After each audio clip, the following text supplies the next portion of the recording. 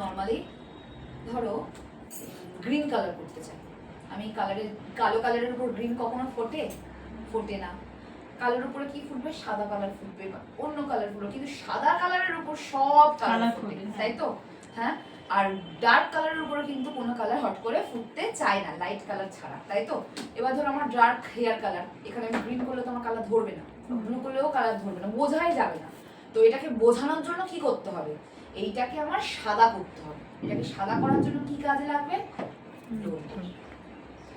কালোকে সাদা করতে ব্লোনটা, বুঝলে কেন?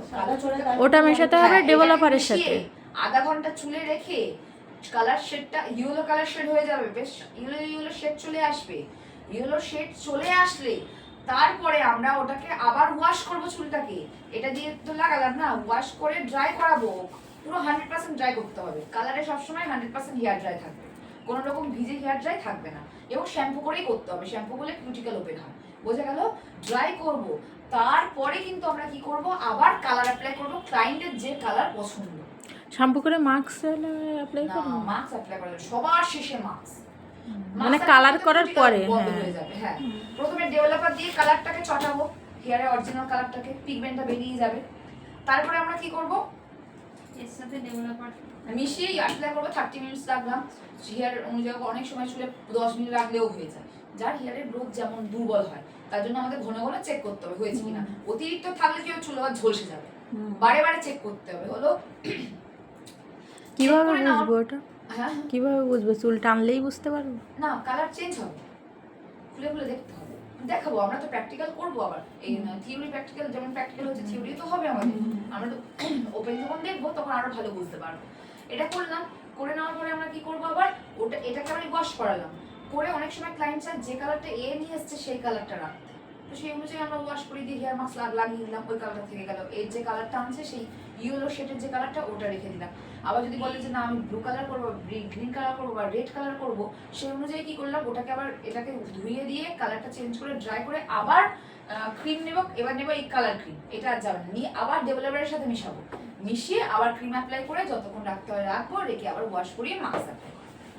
ব্যাস, ড্রাই করে দিলাম, চুল শেড করে দিলাম, ক্লায়েন্টের চুল হয়ে গেল কালার। বোঝা গেল? এটার কাজ এটাই, যে কালারটাকে চেঞ্জ করে। আবার অতিরিক্ত বেশি হয়ে গেলে চুল ড্যামেজ করে দেবে, অতিরিক্ত কম হয়ে গেলে চুলের কালার আসবে না।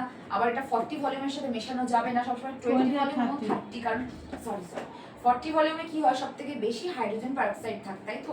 যেটা খুব স্ট্রং করে, খুব একটা বেশি 40 ভলিউম সবাই ইউজ করে না, আমি নিজে খুব একটা বেশি ইউজ করি না। আমি বেসিক্যালি 20 ভলিউম আর 30 ভলিউমই ইউজ করি। গ্লোবাল হলে 20 ভলিউম ইউজ করি, আর হাইলাইট হোক বা একটু বেশি দিন রাখার জন্য হলে আমি 30 ভলিউম ইউজ করি। এতে কি হয়, চুলটা বেশি ঝলসায় না বা ভেঙে যায় না বা ড্যামেজ হয় না। বোঝা গেল? তাহলে এটা বুঝতে পেরেছো এটার কাজটা কি?